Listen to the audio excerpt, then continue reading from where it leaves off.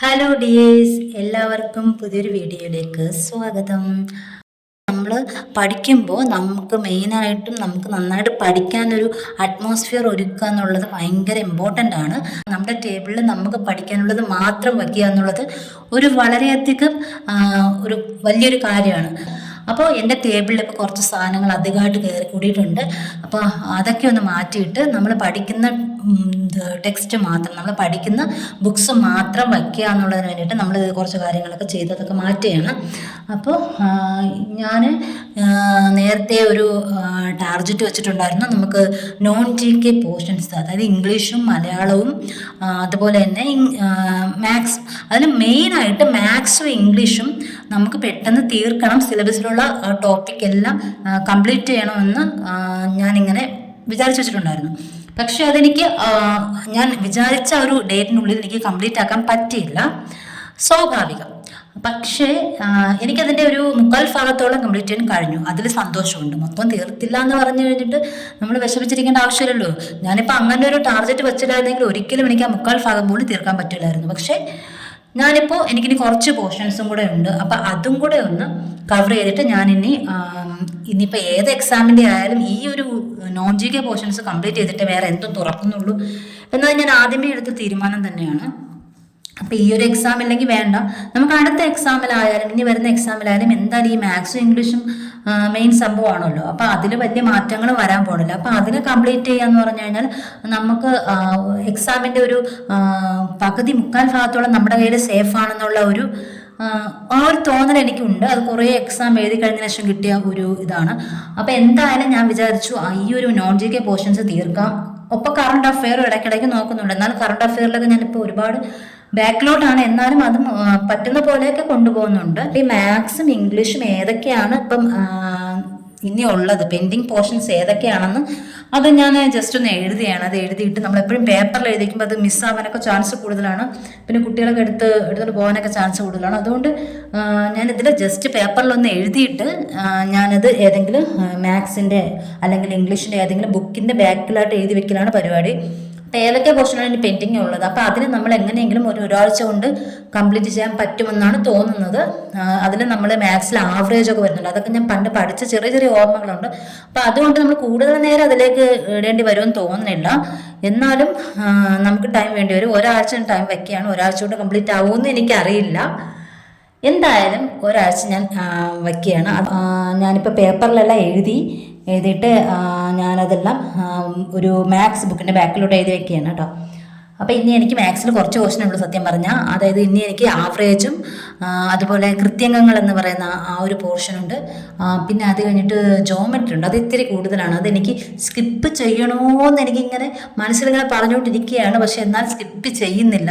കാരണം അത് ഒരുപാടുണ്ട്. എന്നാൽ പോലും മിക്കവാറും അതിൽ നിന്ന് ക്വസ്റ്റ്യൻ കാണും, അത് ഉറപ്പാണ്. അപ്പം അത് പഠിക്കാതെ പോയിട്ട് ഇതുപോലെ ഞാൻ പണ്ടൊക്കെ എക്സാമിന് പോകുമ്പോൾ ഈ കോമ്പൗണ്ട് ഇൻട്രസ്റ്റ് ആ ഒരു പോർഷൻ പഠിക്കാതെ പോകുമായിരുന്നു. പക്ഷെ എല്ലാ ക്വസ്റ്റ്യൻ പേപ്പറിലും ആ ഒരു ക്വസ്റ്റ്യൻ കാണും. അപ്പോൾ അത് പാടാണ്, ഭയങ്കര പാടാണെന്നൊക്കെ പറഞ്ഞിട്ടാണ് ഞാനത് സ്കിപ്പ് ചെയ്തുകൊണ്ടിരുന്നത്. പക്ഷെ അത് പഠിച്ചതിന് ശേഷമാണ് എനിക്ക് മനസ്സിലായത് ഇത്രയും എളുപ്പമുള്ള സംഭവമാണോ ഞാൻ സ്കിപ്പ് ചെയ്തുകൊണ്ടിരുന്നതെന്ന്. അതുപോലെ ജോമെട്രി ഇതുവരെ അങ്ങനെ ഡീപ്പായിട്ടൊന്നും നോക്കിയിട്ടില്ല. അപ്പം ഞാൻ ഇപ്രാവശ്യം വിചാരിക്കുന്ന ഒരു മാത്സിലും ഇംഗ്ലീഷിലും ഒരു ടോപ്പിക്കും ഒരു മൊഡ്യൂള് ഒന്നും നമ്മൾ സ്കിപ്പ് ചെയ്യുന്നില്ല എന്നുള്ളതാണ് മെയിനായിട്ടുള്ള ലക്ഷ്യം കേട്ടോ. ഞാൻ ഇവിടെ ഇരിക്കുന്ന SCRT ടെസ്റ്റുകൾ എല്ലായിടത്തും മാറ്റി.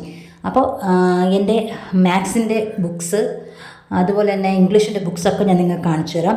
ഒപ്പം എൻ്റെ ഇവിടെ മാത്സ് എഴുതി പഠിക്കാൻ വേണ്ടിയിട്ട് കുറേ പേപ്പറുണ്ട്. ഇതിന് പണ്ട് 20 രൂപയായിരുന്നു. ഇപ്പോൾ അത് 10 രൂപ കൂട്ടി കേട്ടോ.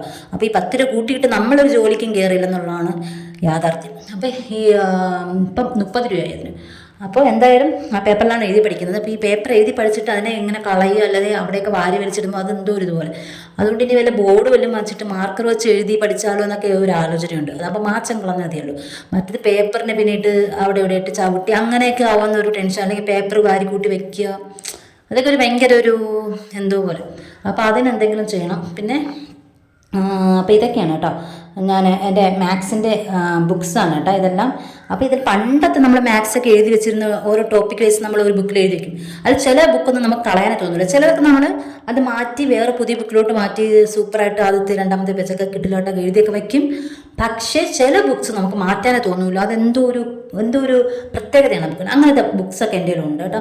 പണ്ടത്തെ, അതായത് ഇപ്പം ഒരു 5-6 വർഷത്തിന് മുമ്പുള്ള ഈ മാത്സിൻ്റെ നോട്ട്സൊക്കെ എൻ്റെ കയ്യിലുണ്ട്. അതുപോലെ ഇംഗ്ലീഷും അത് കളയാൻ തോന്നില്ല. അത് വെച്ച് തന്നെയാണ് ഞാൻ ഇപ്പോഴും ചെയ്യുന്നത്. അതിൻ്റെ കൂടെ എന്തെങ്കിലും ഉണ്ടെങ്കിൽ അതിൻ്റെ സൈഡിലൊക്കെ ആഡ് ചെയ്ത് പോവേ ഉള്ളൂ. കൂടുതൽ പുതിയ വെറൈറ്റി ക്വസ്റ്റ്യൻസ് ഒക്കെ വരുന്നെങ്കിൽ അതിൻ്റെ സൈഡിൽ ആഡ് ചെയ്ത് പോവേ ഉള്ളൂ. എഴുതി പോവും. അങ്ങനെയാണ് കേട്ടോ. കുറച്ച് സ്ഥലമൊക്കെ വെച്ചിട്ട് അങ്ങനെയാണ് ചെയ്യാറ്. അപ്പം എൻ്റെ മാത്സിൻ്റെ പണ്ടത്തെ ഒരു ബുക്കാണിത്. ഇതിനകത്ത് ട്രെയിനിൻ്റെ ഇതൊക്കെയാണ്. അപ്പോൾ ഈ സംഭവം ഈ ബുക്ക് വെച്ച് പഠിക്കുന്ന ടൈമിൽ എനിക്ക് ട്രെയിനൊക്കെ ടൈം ആൻഡ് ഡിസ്റ്റൻസ് എന്ന് പറയുന്ന ആ ഒരു പോർഷനകത്ത് വരണയാണെന്ന് എനിക്കറിയില്ലായിരുന്നു കേട്ടോ. അപ്പം ഞാൻ ട്രെയിന് ഭയങ്കര സിലബസിലും കാണാനില്ല ട്രെയിന്, എന്നാലും ട്രെയിനിൻ്റെ ക്വസ്റ്റ്യൻ ചോദിക്കുന്നുണ്ട്. അങ്ങനെ പറഞ്ഞ് ഞാൻ ട്രെയിനൊക്കെ അന്ന് കിടിലോട്ടൊക്കെ പഠിച്ചുകൊണ്ടു. അപ്പോൾ ട്രെയിനിൽ നിന്ന് ക്വസ്റ്റ്യൻ ചോദിച്ചു കഴിഞ്ഞാൽ നമുക്ക് കിട്ടും കേട്ടോ, അത് ഉറപ്പാണ്. അപ്പോൾ ഈ ടൈം ആൻഡ് ഡിസ്റ്റൻസിൽ ബാക്കി വേറെ ക്വസ്റ്റ്യൻസൊക്കെ വരുമ്പോൾ എനിക്കത് കിട്ടാറില്ല. ഞാൻ അത് പഠിച്ചില്ല, അങ്ങനത്തെ ഒന്നും പഠിച്ചിട്ടില്ല. ട്രെയിനിൻ്റെ മാത്രം വെച്ചിട്ട് ഞാൻ പഠിച്ചിട്ടുള്ളൂ കേട്ടോ. പിന്നെയാണ് ഇപ്പോഴൊക്കെയാണ് ഞാൻ അറിഞ്ഞു തുടങ്ങി. സത്യം പറഞ്ഞാൽ ഇതിനകത്ത് വരുന്ന ചെറിയൊരു ഭാഗം മാത്രമാണ് ഈ ട്രെയിൻ എന്നൊക്കെയുള്ളത്. ഇംഗ്ലീഷിലും എനിക്കിനി പഠിക്കാനുള്ളത് മറ്റേ ക്ലോസ് വരുന്ന സംഭവം ഉണ്ടല്ലോ, അതുണ്ട്. അതുപോലെ തന്നെ പാർട്ട് ഓഫ് സ്പീച്ച് ഉണ്ട്, ആർട്ടിക്കിളുണ്ട്, പ്രിപ്പോസിഷനുണ്ട്. അപ്പോൾ ഇത് ഇത്രയുണ്ട് എനിക്ക് ഇംഗ്ലീഷിൽ തീർക്കാം. ബാക്കിയൊക്കെ ഞാൻ ഇംഗ്ലീഷ് ബാക്കിയൊക്കെ തീർന്നു. ഇനി മലയാളം ഇങ്ങനെ എഴുതി വയ്പ്പൊന്നുമില്ല. കാരണം അങ്ങനെ എഴുതി വെച്ച് ആ സിലബസ് നോക്കിയിട്ട് നമുക്ക് അങ്ങനെ ഇത് പഠിച്ചു എന്ന് പറഞ്ഞ് എഴുതി വെക്കാനായിട്ട് പ്രത്യേകിച്ച് അങ്ങനെ പറ്റൂല. അതുകൊണ്ട് മലയാളം എൻ്റെ ഒപ്പം കൊണ്ടുപോകുന്നു. ഇപ്പം പിന്നെ ഇതുണ്ടോ, ഇതിൻ്റെ ബാക്കിലെല്ലാം കീറിയൊക്കെ ഇരിക്കുന്നു കേട്ടോ.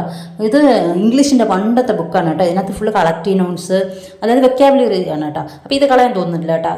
ഇതിനകത്ത് കളക്റ്റീവ് നൗൺസ്, അതുപോലെ തന്നെ ഫ്രേസൽ വേർബ്, അതുപോലെ ഇഡിയംസ്, അങ്ങനെയുള്ള കുറച്ച് സാധനങ്ങൾ, പിന്നെ റിപ്പോർട്ടർ സ്പീച്ചിന് കുറച്ച് സാധനങ്ങൾ, അങ്ങനെയൊക്കെ പണ്ടത്തെ ബുക്കാണ്. ഇത് നമുക്ക് കളയാൻ തോന്നിയില്ല. ഇതിൻ്റെ ചങ്ക് ബുക്കാണ്. കാരണം എന്ന് വെച്ച് കഴിഞ്ഞാൽ ഇതിനകത്തെ കളക്റ്റീവ് നൗൺസൊക്കെ ഞാൻ ചോദിച്ചിട്ടുണ്ടെങ്കിൽ എല്ലാം ഞാൻ പഠിച്ചിട്ട് പോയത് നോക്കി പഠിച്ചിട്ട് പോയതൊക്കെ എനിക്ക് ഒരുപാട് ചോദിച്ചിട്ടുണ്ട് കേട്ടോ. അതുകൊണ്ട് എനിക്ക് ഈ ബുക്ക് ഭയങ്കര പ്രിയപ്പെട്ട ബുക്കാണ്. ഇംഗ്ലീഷിന് അധികം മാർക്കൊന്നും കിട്ടിയില്ലെങ്കിലും ഇതിൽ നിന്ന് പഠിച്ചുകൊണ്ട് പോകുന്ന മാർക്കൊക്കെ എനിക്ക് കിട്ടാറുണ്ട്. അതുകൊണ്ട് ഞാൻ ഇത് കളയാറേ ഇല്ല. ഇന്ന് എൻ്റെ ടേബിളിൻ്റെ ഒരു സൈഡിലുണ്ട് ഈ ബുക്ക്. അപ്പോൾ ഉണ്ട്, അതിൻ്റെ ബാക്കിൽ പേപ്പറൊക്കെ കീറിപ്പോയി, എന്നാലും ഞാൻ ഇത് കളഞ്ഞിട്ടില്ല, അത് സൂക്ഷിച്ചിങ്ങനെ വച്ചിരിക്കുകയാണ്. അപ്പോൾ ഈ ബുക്ക് ഉണ്ട്. പിന്നെ നമ്മുടെ കുഞ്ഞു ബുക്കുണ്ട് കേട്ടോ. ഇതിനകത്ത് ഇപ്പോൾ പുതുതായിട്ട് വന്ന കളക്റ്റീവ് നൗൺസ് അല്ല, പുതുതായിട്ട് വന്ന ഫോറിൻ വേർഡ്സ്, അതായത് ഞാൻ പുതുതായിട്ട് പഠിച്ച ഫോറിൻ വേർഡ്സ്, ഇഡിയംസ്, അതൊക്കെ എഴുതി വെച്ചിരിക്കുന്ന സാധനമാണ് കേട്ടോ ഈ ബുക്ക്.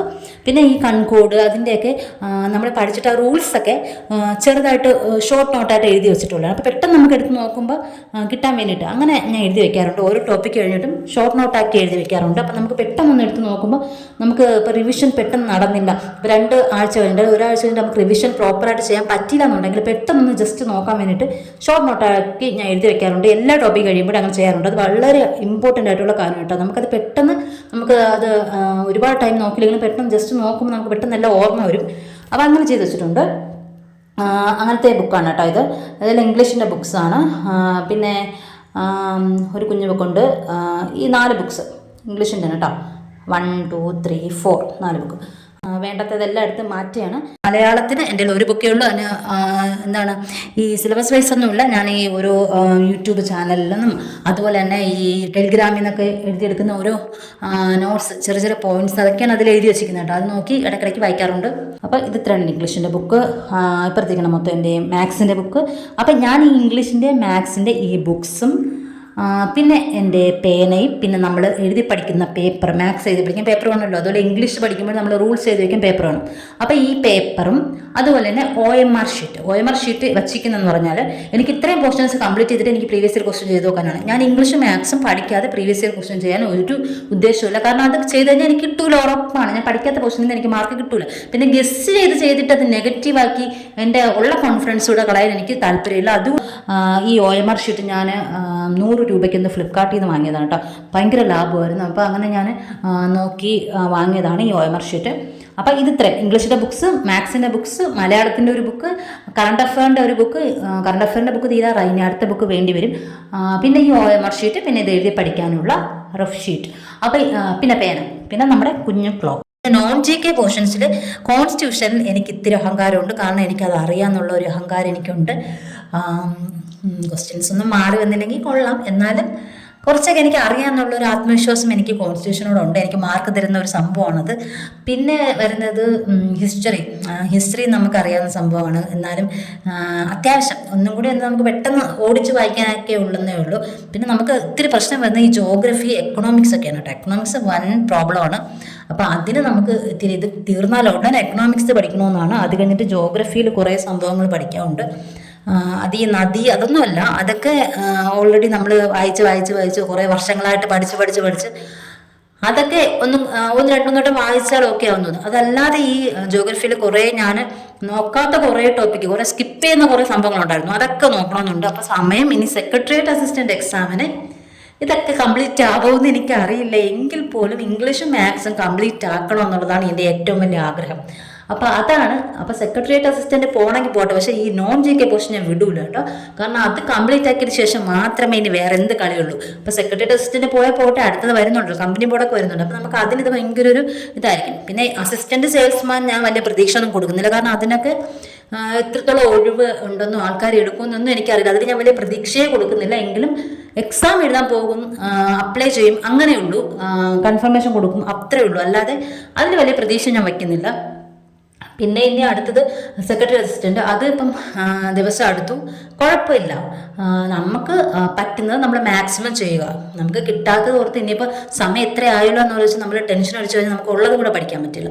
അതുകൊണ്ട് നമുക്ക് പറ്റുന്നത് നമ്മൾ മാക്സിമം വൃത്തിയായിട്ട് ചെയ്യുക എന്നുള്ളതാണ്. അപ്പം ഞാനിപ്പോൾ ഈ മാത്സും ഇംഗ്ലീഷും വൃത്തിയായിട്ട് ചെയ്യുകയാണ്. നമുക്ക് ഇത് വൃത്തിയായിട്ട് പഠിച്ച് നമ്മളിതെല്ലാം ഒരുപാട് വട്ടം റിവൈസ് ഒക്കെ ചെയ്യുമ്പോഴത്തേക്കും നമുക്ക് ഏതെങ്കിലും ഒരു എക്സാം വന്ന് വീഴും, അത് ഉറപ്പാണ്. അപ്പോൾ അതിനകത്ത് നമുക്ക് അടിപൊളിയായിട്ട് പെർഫോം ചെയ്യാൻ പറ്റും. അപ്പോൾ അതുകൊണ്ട് ഞാൻ വേറൊന്നും ഭയങ്കരമായിട്ട് ഇത് ആക്കുന്നില്ല. ഇപ്പോൾ ഒരു നീറ്റാക്കിയതുകൊണ്ട് നമുക്ക് വീണ്ടും അടുത്തൊരു ടോപ്പിക് പഠിക്കാൻ ഭയങ്കര ഒരു ഉന്മേഷമായിരിക്കും കുറച്ച് ദിവസത്തേക്ക് കേട്ടോ. കുറച്ച് ദിവസം ഒരു 1-2 ദിവസത്തേക്ക് ഭയങ്കര ഒരു ഇതാണ്. എൻ്റെ ടേബിളിൽ ഇംഗ്ലീഷും മാത്സും മലയാളം മാത്രമേ ഉള്ളൂ. അപ്പോൾ അത് പഠിക്കാൻ ഒരു ഭയങ്കര ഒരു ഇതാണ്. അപ്പോൾ ആ ഒരു ത്വര അങ്ങ് മാറുമ്പോഴത്തേക്കും നമ്മൾ വേറെ എന്തെങ്കിലും കണ്ടുപിടിക്കും. അടുത്ത പഠിക്കാനുള്ള ത്വര വേണമല്ലോ. അപ്പോൾ അതെന്തെങ്കിലും കണ്ടുപിടിക്കും. അതാണ് ചെയ്യാറുള്ളത്. അപ്പോൾ നമ്മളെ തന്നെ മോട്ടിവേറ്റ് ചെയ്തുകൊണ്ടിരിക്കണമല്ലോ. നമ്മളെ മോട്ടിവേറ്റ് ചെയ്യുന്ന എപ്പോഴും വേറൊരാൾ വരില്ലല്ലോ. അപ്പോൾ thank you so much for watching. Thank you.